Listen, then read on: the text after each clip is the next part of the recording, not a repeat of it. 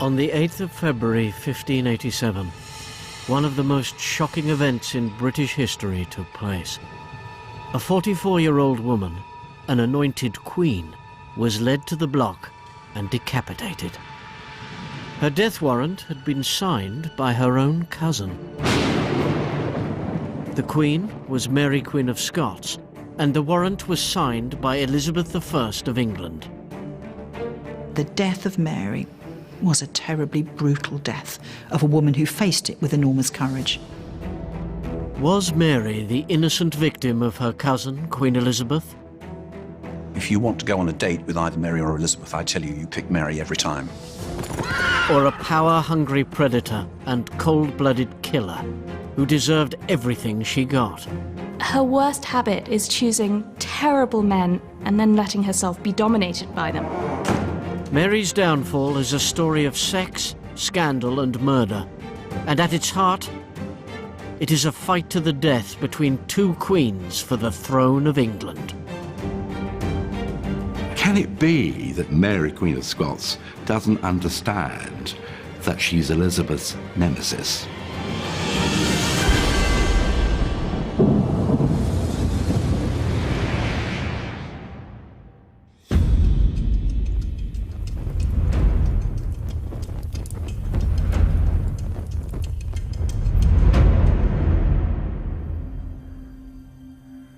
In July 1565, Mary, Queen of Scots, was married.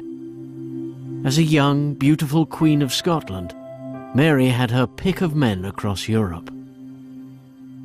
She's pretty, she's engaging, she's a catch. People write about her, how wonderful she is. She's witty, charming. And the thing that was said about Mary was that when she was speaking to you, she was totally magnetic. You were the only person that seemed to matter to her at that time. She really was incredibly striking. She had this marvellous auburn hair, these great big eyes, beautiful skin, and most strikingly of all, she was 6 foot tall. The groom was an Englishman named Henry Stuart, Lord Darnley. Unusually for a queen, Mary was marrying for love. She is really infatuated with him. She was like a teenager. This is writing on your school jotter, Mrs. Darnley. This is just crash. She just falls for him. But in fact, it was the first big mistake that would ultimately cost Mary her life.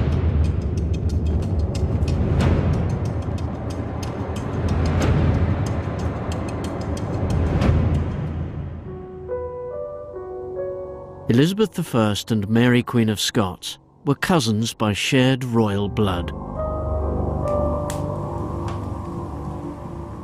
Although they had never met in person, the two queens often wrote to each other.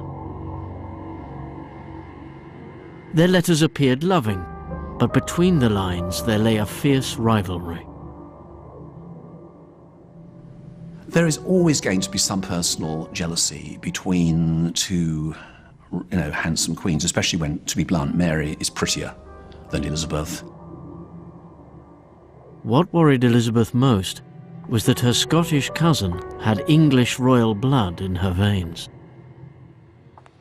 Mary's claim to the English throne, for many people, is absolutely indisputable. Because she was, of course, direct descendant of Margaret, one of Henry VIII's sisters, and therefore she's absolutely directly in line with Tudor blood.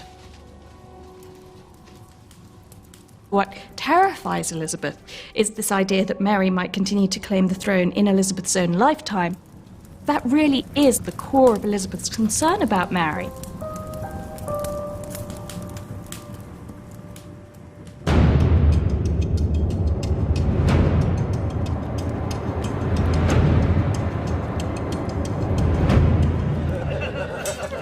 Now Mary had married an Englishman who strengthened her claim to Elizabeth's throne. The person with the best dynastic claim after Mary to the English throne is in fact Henry Lord Darnley. Not Darnley. Not the ghastly Darnley. Who of course is also, like Mary herself, he's a great-grandson of Henry VII. Mary chose Darnley because dynastically he was the best possible bet. It wasn't only Elizabeth who was alarmed by this marriage. It was also the Scots. Darnley, like Mary, was a Catholic, but Scotland was a Protestant country, and Mary's court was dominated by ruthless Protestant lords. If you look at the noble houses of Scotland at the time, they were just like a great big bunch of boys behaving really badly, and she steps right into the middle of this. She knew that she had to cooperate with the leading lords, even though she was a Catholic and they were Protestant. Her problem was that she was too trusting. For the Protestant lords, being ruled by a Catholic queen with a Catholic husband was a double nightmare. You can't fault Mary as a ruler in Scotland until she marries Henry, Lord Darnley. That's when the trouble starts. None of this mattered to Mary. She had married the man she loved. She's about as good at making decisions as a spoilt princess would be. I will make my decision and you will all do as I say.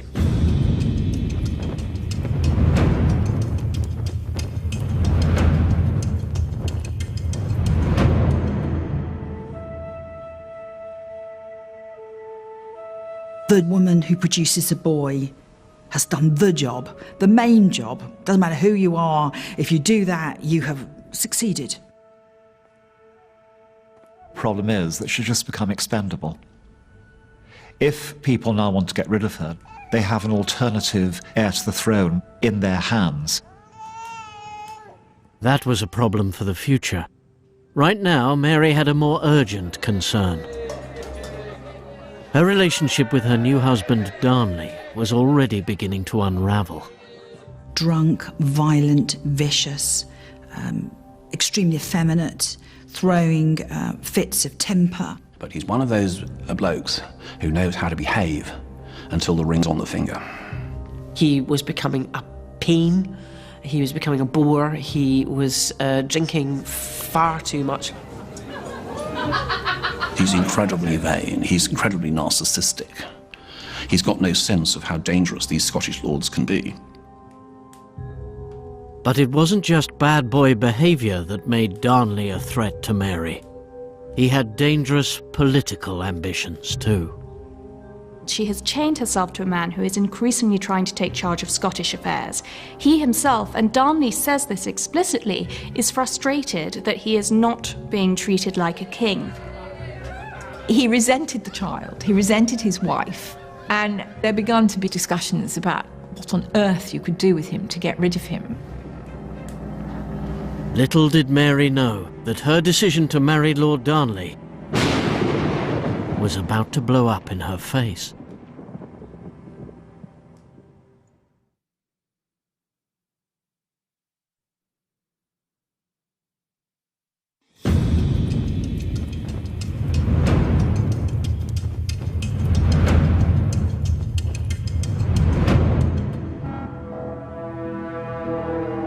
In February 1567, Mary Queen of Scots took one step closer on the road to her death. Mary's husband, Lord Darnley, was brutally and spectacularly murdered.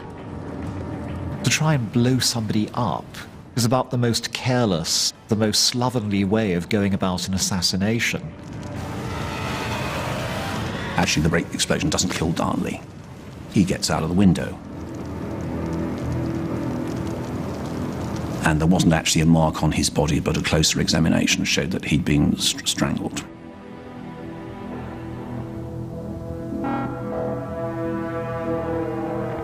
There's two bodies in the orchard. One of them, a servant, and the other one is Darnley, just in his nightshirt.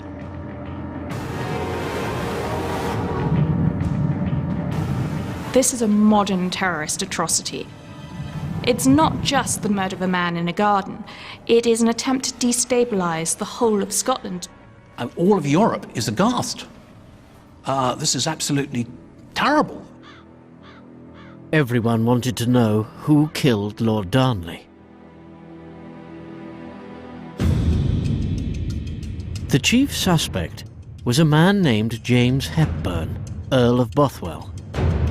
James Hepburn, the borderer, the swaggering borderer, close friends with our Queen. Suspicion started straight away. Bothwell was a man who liked chaos. Look again at the fact that he chose to murder Darnley, not with a knife, not with a gun, but with gunpowder.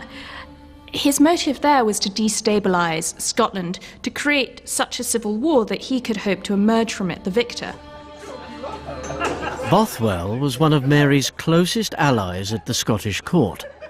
But now he was a prime suspect in her husband's murder. Refusing to distance herself from him was Mary's next fatal mistake. Bothwell steps forward and he says to Mary, "It's easy. I will be your protector." Now, Bothwell is somebody who is undoubtedly, he's a charismatic and attractive figure, but he's a Jekyll and Hyde. He has a smooth side and he has a dark side. He's a thug. He is horrendously ambitious. He's incredibly flamboyant. He has immense self-esteem. He's dashing, he's a man of action. He is just the sort of person to sweep a lady off her feet.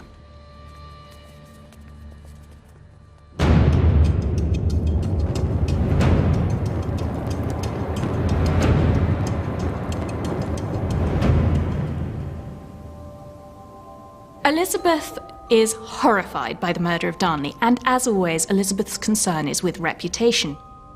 When she writes to Mary, she says that the most shocking thing is that she's hearing that Mary is continuing to associate publicly with Bothwell when everybody knows that he's guilty.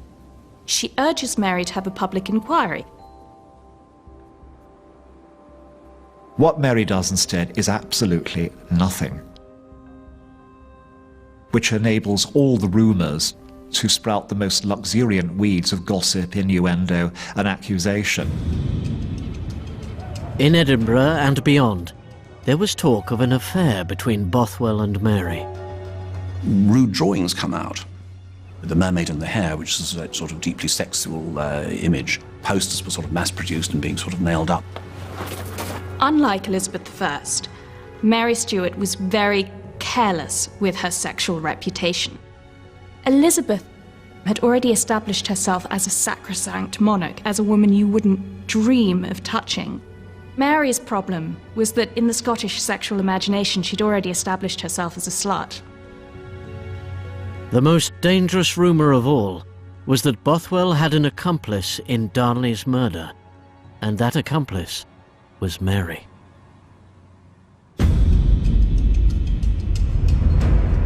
Mary had no motive to kill Darnley. I mean, it's quite easy, isn't it, to imagine that, oh, well, you know, because Mary's queen, she must have had something to do with this. There is clear evidence that Mary knew about the murder plot in advance. She may have facilitated it by arranging for Darnley to be in the wrong place at the wrong time. Mary was in the most perilous position of her life. Now Bothwell was about to drag her over the brink.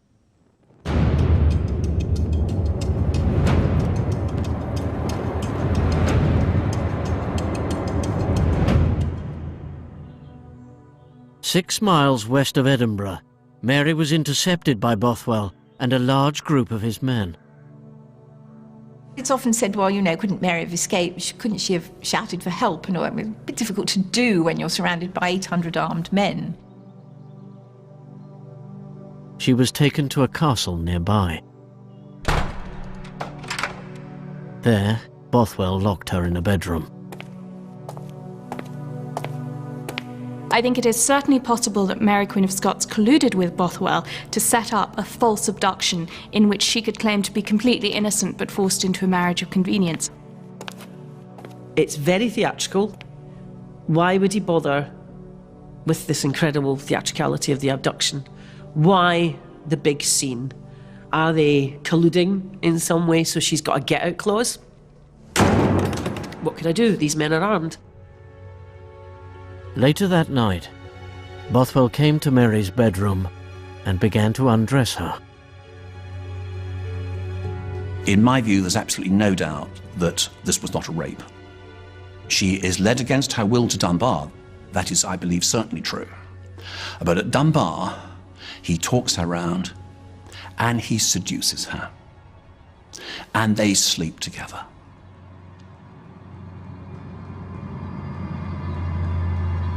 I think it would, in modern terms, certainly be viewed as a rape, the submission of a woman against her will and her better judgment.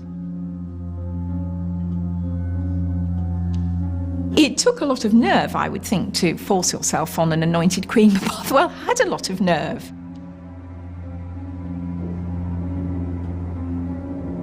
Mary is no victim here. We'll never know for sure what happened at Dunbar Castle. What we do know is that 3 weeks later, Bothwell got exactly what he wanted.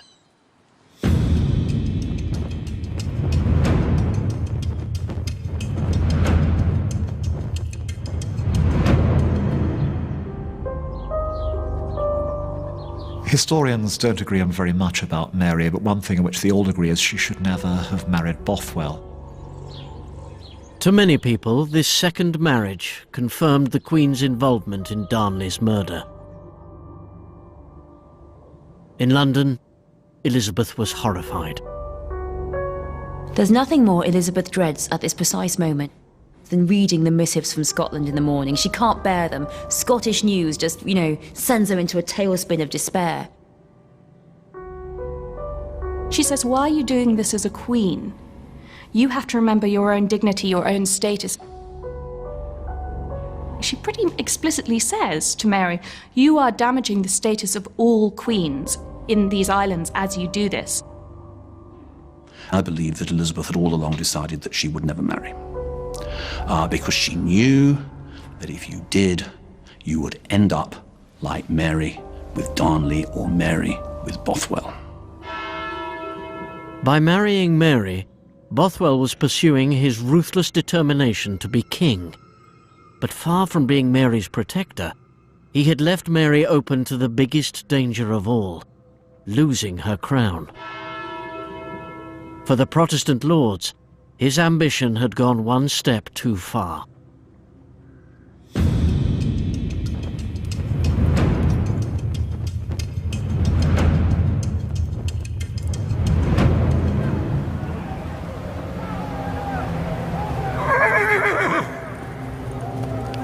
There's no actual fight because Mary doesn't want it.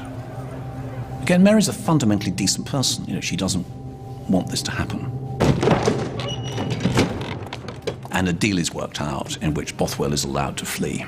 When Mary gives herself up at Carberry Hill, she really seems to believe she's being put back as queen with a new government. She is obviously horrified and devastated to find herself a prisoner.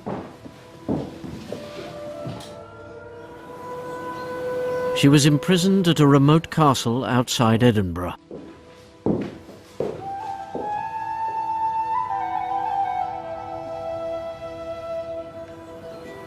Her baby son, James, was taken into the care of the Protestant lords. Mary would never see him again. Emotionally, she's a broken woman. Well, what's going to happen? What are they going to do to me? Mary's world was collapsing around her. In July, still a prisoner, she miscarried Bothwell's twins, only a few weeks after they had been conceived. Shortly afterwards, some Protestant lords arrived in her bedroom with an ultimatum. Sign. Abdicate in favour of your son. Sign. And some people believe that she was threatened with a knife, that they would cut her throat.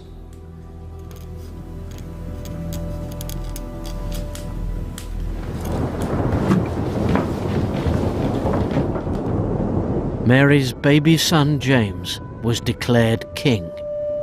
In practice, the Protestant lords now ruled Scotland.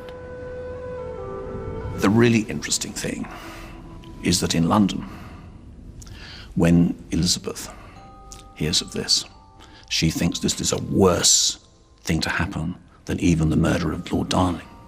a God-appointed ruler, to be forced to abdicate by bolshy nobles. This is absolutely the pits. Nothing could be worse. The roof falls in. Elizabeth was concerned about what had happened to a fellow monarch, that if this can happen to Mary, Queen of Scots, it could conceivably, in the worst case scenario, happen to me. Mary had lost everything. Her husband, her son, her throne. But she wasn't ready to give up. Instead, she would stake the only thing she had left, her life, on a huge gamble.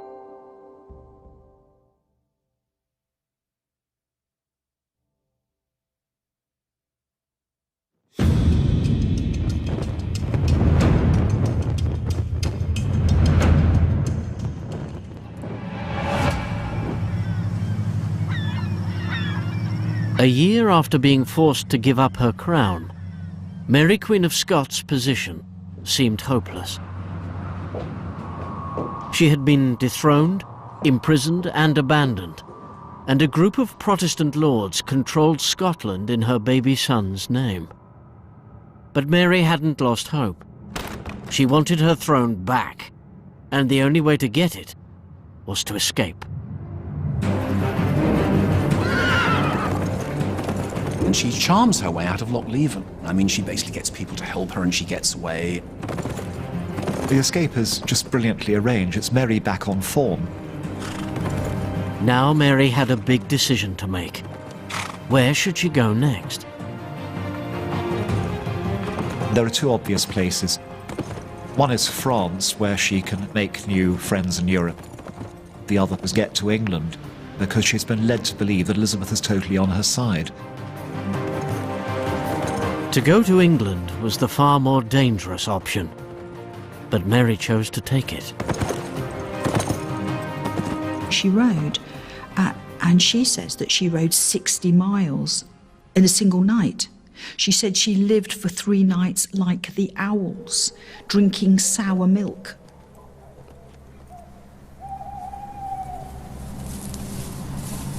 She was a very, very frightened young woman. Frightened, unwell, overwhelmed by everything that had happened to her in the last sort of 18 months.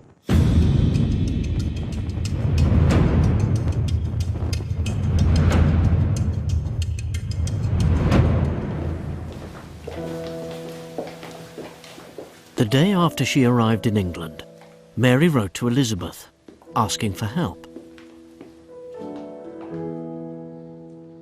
I entreat you to send to fetch me as soon as you possibly can, for I am in a pitiable condition.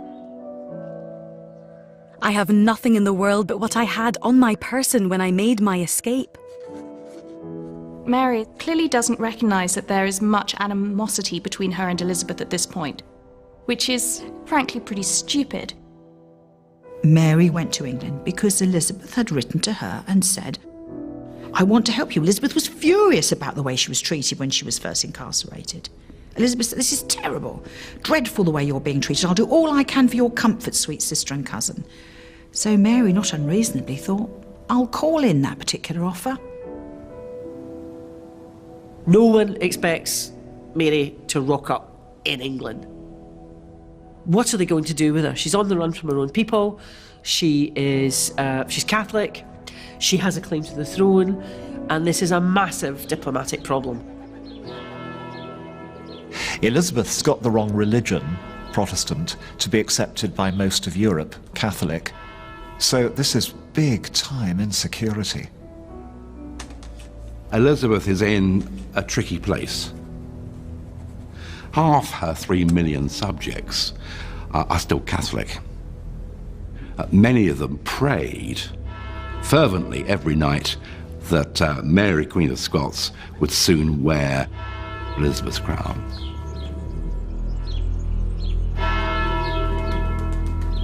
Instead of offering her support to Mary, Elizabeth did precisely the opposite.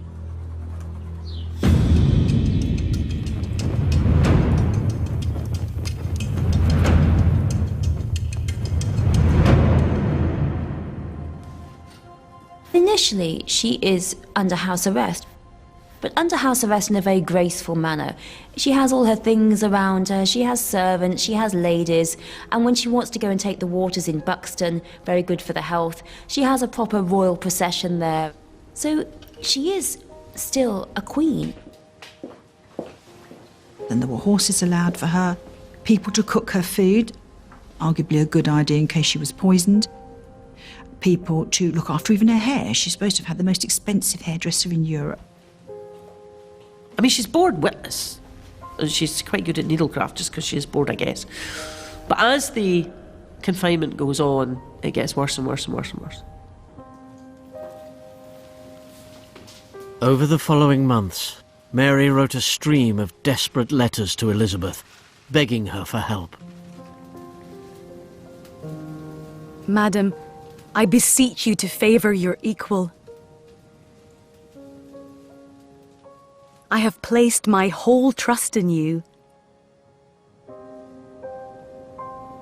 I rely so entirely on your promised friendship that no reports can persuade me to the contrary.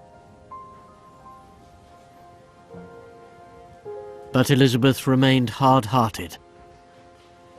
To the Protestant Queen, her Catholic cousin Mary was radioactive, and she was right.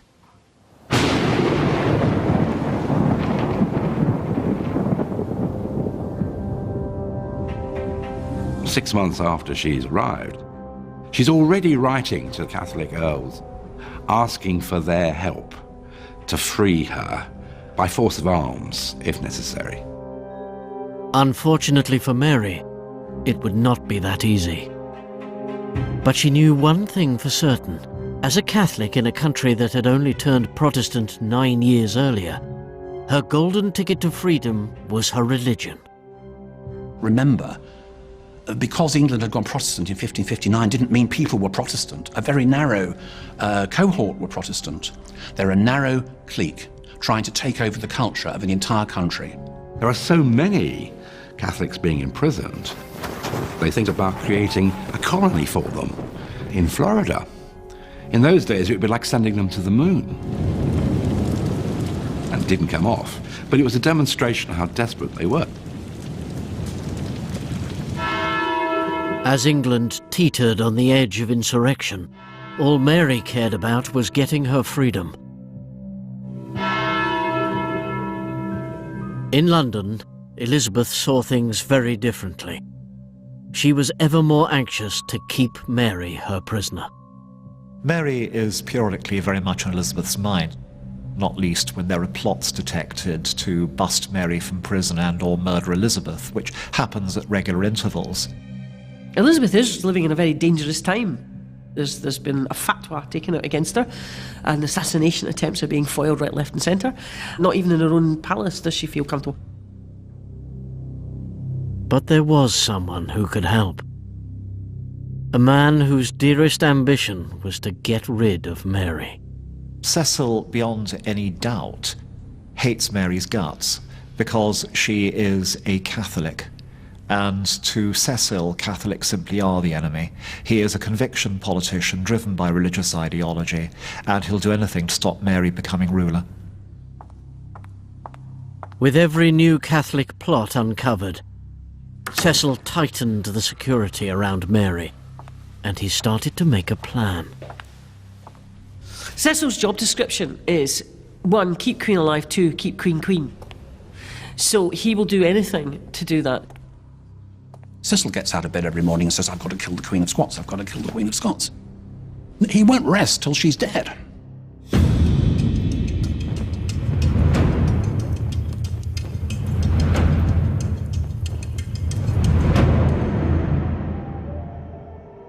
In prison, Mary was unaware of the danger she was in. She continued writing letters to her cousin Elizabeth. I have been detained far from my country, and your presence is denied. I do not think I have merited such treatment. I will wait patiently for some favourable news from you, which I have been expecting for such a long time. I pray and require you, as affectionately and earnestly as possible, that you will no longer delude the rest of my miserable days with vain hope.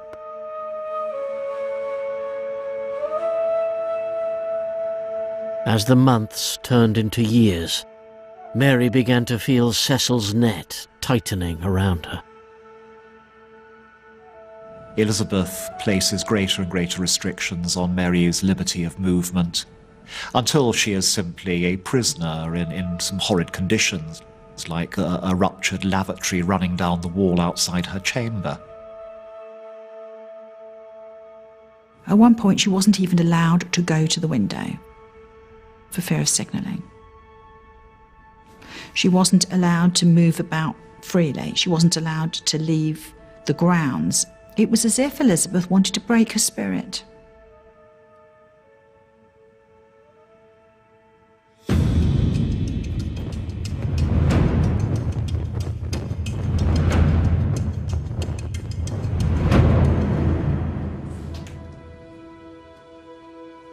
Mary's last hope of ever getting out of jail and becoming a queen again is her son, because he, after all, is her son.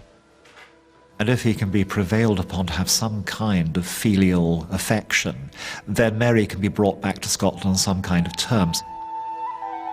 Shortly after becoming king, James wrote to Mary, but his message was devastating. James, Mary's son, writes her a letter saying, well, I'll always recognise you as Queen Mother, but you ain't going to be Queen. This is my kingdom now. I've got it. It must have been such a staggering blow. She didn't, a chance to be a mother. So she's been hanging on to this dream that one day he would come and rescue her. But how could he do that? He'd been brought up by ultra Protestant adherents who told him that his mother was just wicked and evil, and how could a little boy believe anything else if that's all you've been told? She has been betrayed by her own son. This is the most catastrophic thing that's ever happened to her. For Mary now, that is the moment when she says, okay, anything goes. Abandoned by her only son, Mary turned again to Elizabeth. In a letter to the English Queen later that month, Mary begged, once and for all, to be let go. But Elizabeth remained hard-hearted. Mary is left with only one option, really, now, which is to murder Elizabeth.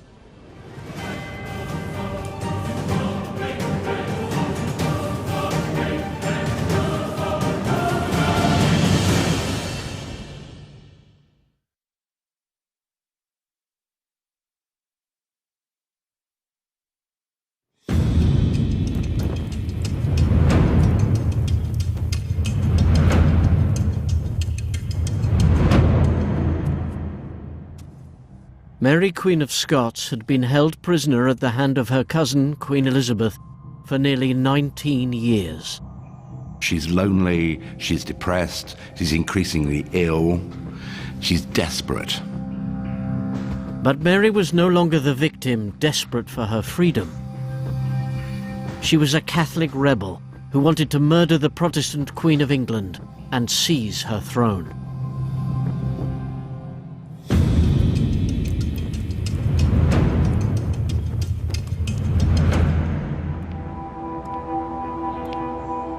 In July 1586, Mary received a letter from a group of Catholic conspirators led by a man named Anthony Babington.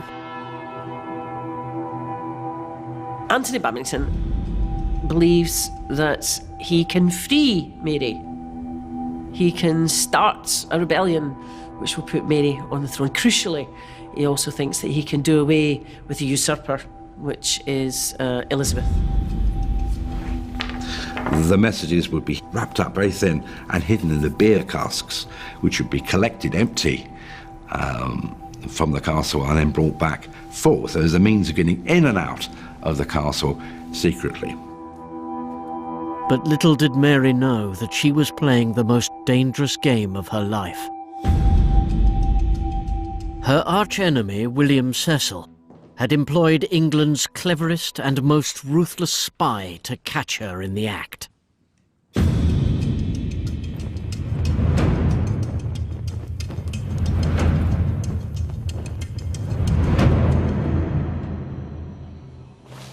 Francis Walsingham basically invented modern espionage.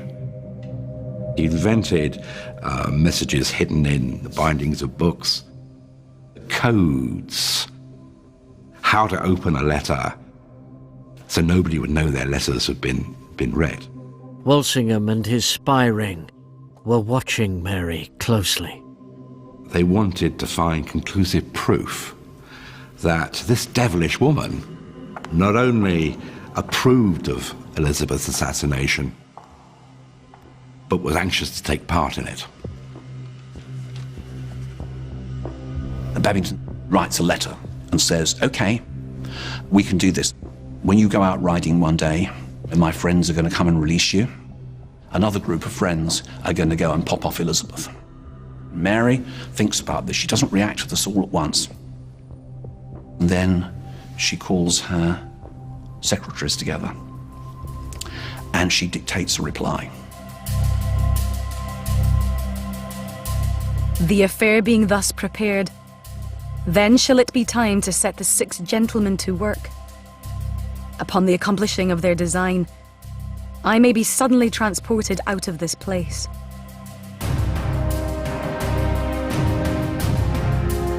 Walsingham intercepted the letter, which was written in code.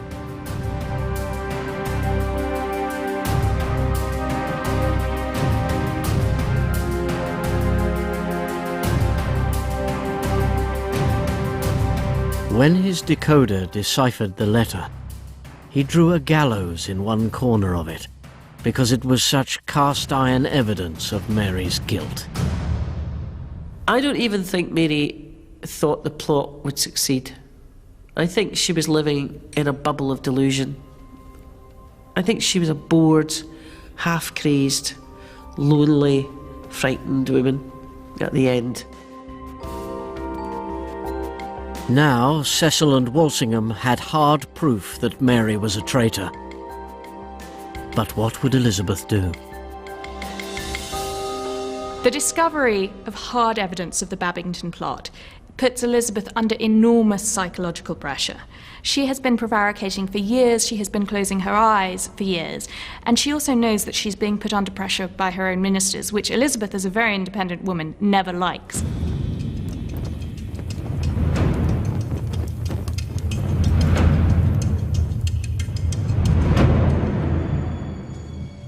The battle between the two queens was reaching its climax. Mary was charged with treason and sentenced to death. But even now, her fate was not sealed. Mary's death warrant needed her cousin Elizabeth's signature before it could be delivered. Even after all of this, Elizabeth is not going to execute a fellow anointed queen. Not just like that. She must have been aware of her own mother, Anne Boleyn, who had also been executed and been beheaded in the same way. So you're not telling me that that wasn't in her mind. There is no way that Elizabeth can live with herself if she is responsible for the execution of Mary, Queen of Scots. This is the most important thing anybody ever needs to know about Elizabeth. That the execution of Mary is Elizabeth's armada of the soul.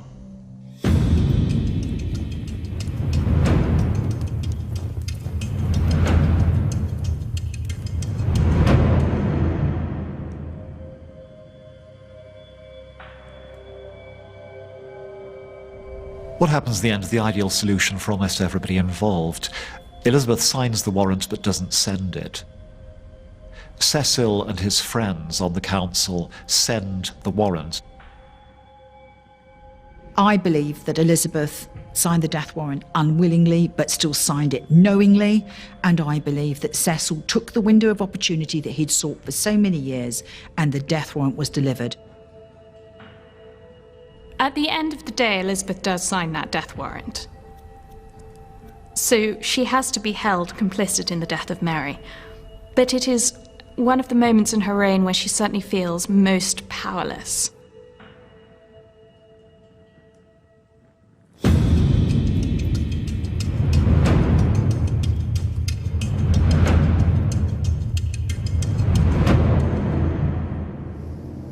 Mary was led to the block in a private ceremony at Fotheringay Castle in Northamptonshire.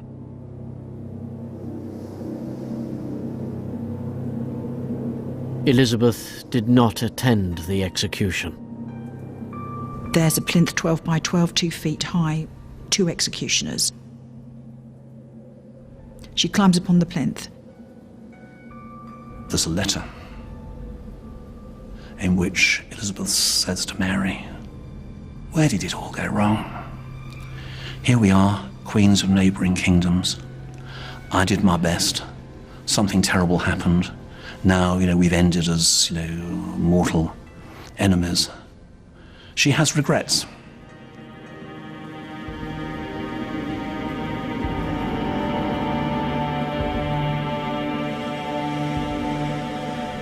It was an absolutely starring performance. It was the greatest performance of her life.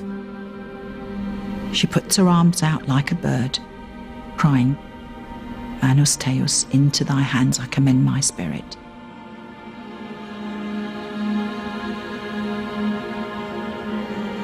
Elizabeth knew that she was neutralising the greatest threat to her own life and to her own rule.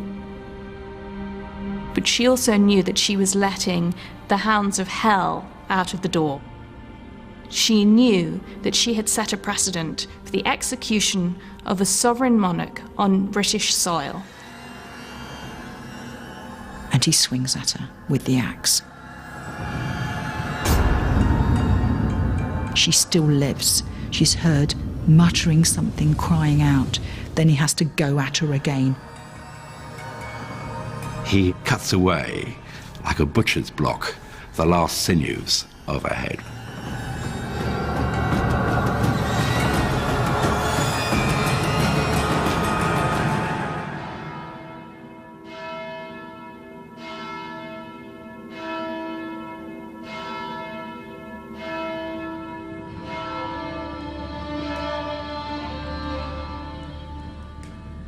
I've always maintained that Mary was the unluckiest queen in British history.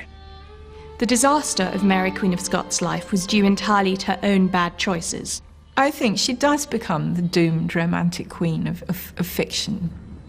She is one of the saddest of all historical figures in the British Isles. Mary never achieved her dream of sitting on the throne of England, but her son James did. Although estranged from Mary in life, James honoured his mother by commissioning a grand tomb for her in Westminster Abbey. She still lies there today, alongside none other than her cousin, Queen Elizabeth. It's one of history's little ironies that here we have two queens who never met, who were bitterly divided, are now united in death in the House of Kings. In December 1916, Gregory Rasputin's body was found floating in a freezing river. How did a Siberian peasant rise to the height of power in Tsarist Russia? Who wanted him dead? And why? That's next Thursday at 8. Next tonight, we're delighted that Alex Polizzi is back and has a reservation at the Fieldhead in Cornwall, where the owner's old-fashioned approach is losing them shed loads of money in the new Hotel Inspector.